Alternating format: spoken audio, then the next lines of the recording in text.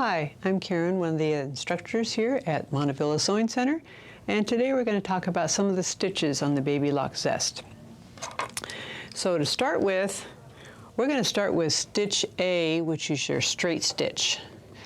And the settings for that are basically your length between 2 and 3. That's going to be a normal garment stitch length. When you start sewing, you want to make sure that you're sewing on your fabric, not off your fabric, and when you get down here to the end, make sure you don't sew off the edge. That's because if you're sewing without fabric there, it's possible to get a thread tangle, and we don't want that. So start sewing on the fabric, and then for the first couple stitches, just keep your finger on the threads. It gives a little bit of tension until you've made a couple stitches. And then press your back stitch lever. Again, making sure you don't go off the edge of the fabric. Stitch forward. And stop about 1/4 inch from the edge. Press your back stitch lever, go about 3 stitches back. Forward. And then when you're done stitching, you want to make sure that your needle's up and your take-up lever just peeks up there. Okay, lift this out. You've got a little cutter on the back of your presser bar right there that you can use, or of course you can use your scissors too. So that is straight stitching, like that. Now, to sew zigzag, I'm going to show you on my denim here. Zigzag stitch is going to be stitch C. So that's going to give you your widest zigzag. And of course you can also do a back stitch on that zigzag too if you want. Now let's say we wanted to take a look and see what those stitches look like, to see if we want to maybe turn a corner or see if we want to adjust the stitches. Roll your hand wheel so your needle's down in the fabric, and that way you can pivot, take a look at your stitches, go right back to where you were, lower your presser lever and keep going. If you're going to change anything about the selector, make sure you have your needle up out of the fabric. So let's go with a narrower zigzag. And you can see that made it quite a bit narrower. If I move this all the way to B, now we're just sewing straight. We're not doing a zigzag. So let's move it back to about halfway between B and C. I want to roll this down so that I'm turning a corner, roll it back up, and this time I'm going to change it to like 0.5, halfway between 0 and 1. This is going to make a short, narrow zigzag. I can change it to, oops, I'm gonna leave that there, sorry, wrong thing. Change to C. This is gonna give us what's called a satin stitch. Isn't that pretty? So a satin stitch is good for edges of fabric, like if you're doing an applique, you want to stitch down that raw edge against the fabric behind it, you can do that. So that's an application of zigzag. Zigzag can also be used to finish the edges of your fabric. So I'm going to go to that, leave this at regular. So we've got fabric that tends to want to fray a lot, right? And we don't want to have that fraying while we wash our garments. So what you want to do is have your widest zigzag, which is going to be on C. Normal stitch length is fine. Make sure that your right hand swing of your needle goes past the edge of your fabric. Left hand swing of the needle goes into the fabric. So just like that. Another way to think of it is if you look at this part of the foot, just as it kind of curls in, if you keep the edge of your fabric, even with that, that should be about right. You don't want to be too close to the edge or too far away from the edge. But that is going to help keep your fabric from fraying at the edge. You can see where the threads actually meet past the edge of the fabric. Okay, so D is going to be a 3-step zigzag, and that's a really nice zigzag stitch for mending. You'd want a shorter stitch length so that you can go back and forth across the hole in the fabric to make it nice and strong again. Your E and F stitches are for doing blind hem, and we would be using this foot for the blind hem. I'm not going to get into that right now. That's a stitching technique, but maybe later on we can do that. The other stitches are basically decorative stitches, somewhat utilitarian. These can be used as a seam and overcast stitch. Now, what about the green stitches here? Okay, I'm going to give you an example. First of all, I'll show you what I stitched out with this green stitch, and then I'll show you how I did it. See how nice and bold that stitch looks?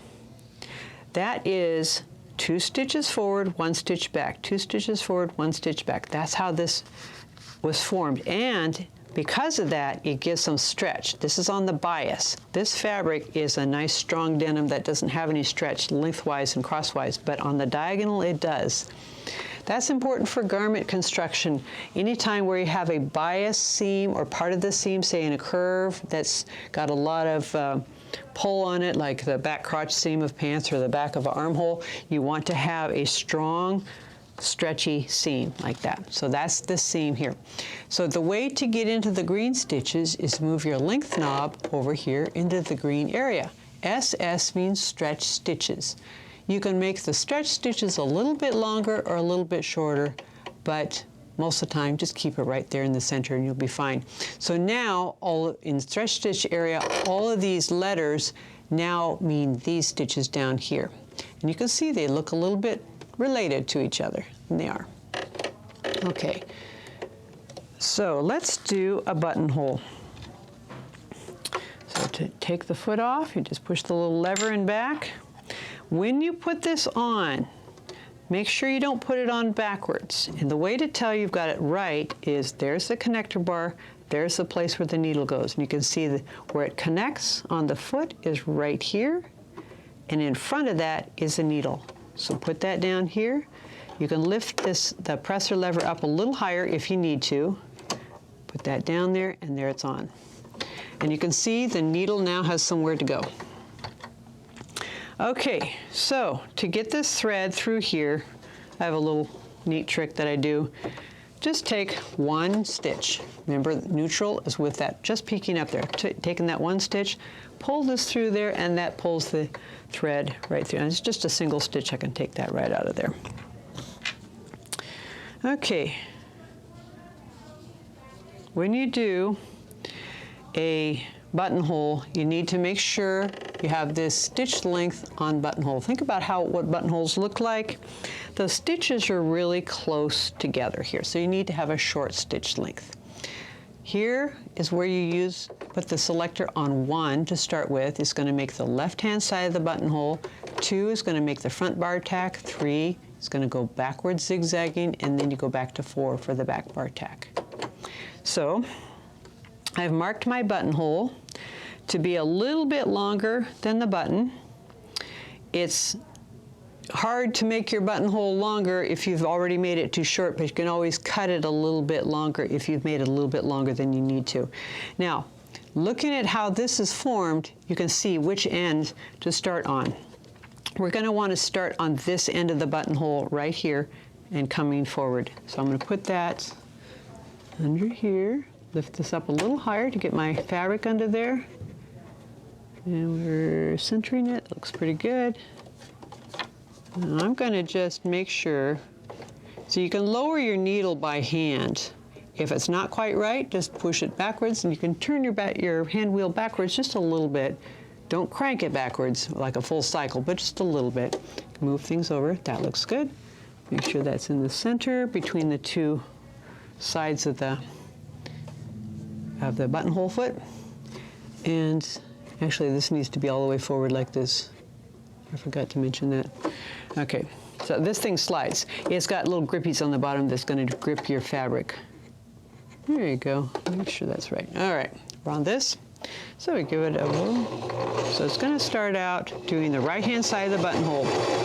Now that center long line of the buttonhole, we want that right between the 2 halves of the buttonhole. So like, that's where that center long line is going to be. So you know you've got it correctly lined up, if you can see that. Go down to the end, slow it down, and then lift up the needle, change it to 2.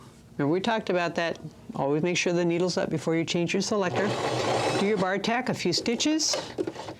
Lift that up, go back to 3. Now it's going to stitch backwards, a zigzag. that's looking really good. But slow down when you get to the beginning of the buttonhole. You don't want to overshoot it. I'm going to come right about there, switch back to 4, and there's your buttonhole. And then we can cut off our threads.